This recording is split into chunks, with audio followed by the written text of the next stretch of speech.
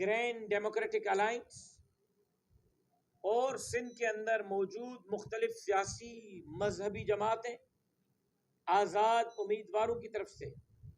کیے گئے روابط پر تفصیلی مشاورت کی گئی اور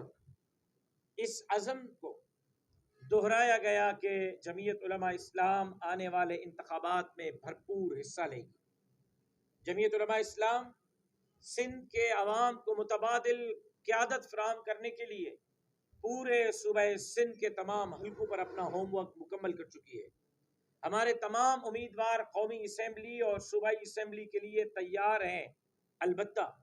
صوبائی مجلس شورا اس بات پر غور جاری رکھے گی کہ کس کا مینڈیٹ اگر متبادل قوت اور قیادت فراہم کرنے کی بات ہے تو ایسے لوگ جو عوام کے ہمدرد ہوں، ایسے لوگ جو سندھ کو مشکلات سے باہر نکال سکیں، ایسے لوگ جو عوام کی حقیقی معنوں میں ترجمانی کر سکے،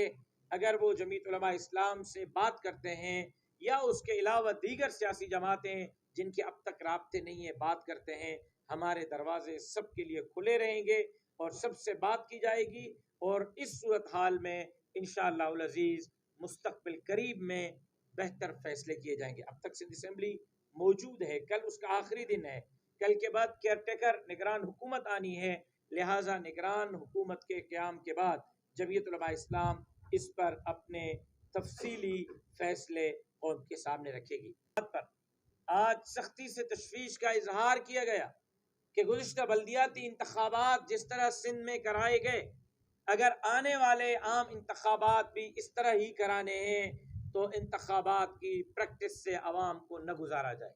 عوام کو مشکل میں نہ ڈالا جائے، غریب امیدواروں کو خرچے نہ کروائے جائیں۔ آپ کے ہاں تو کرپشن کا پیسہ ہے، آپ کے ہاں تو لوٹ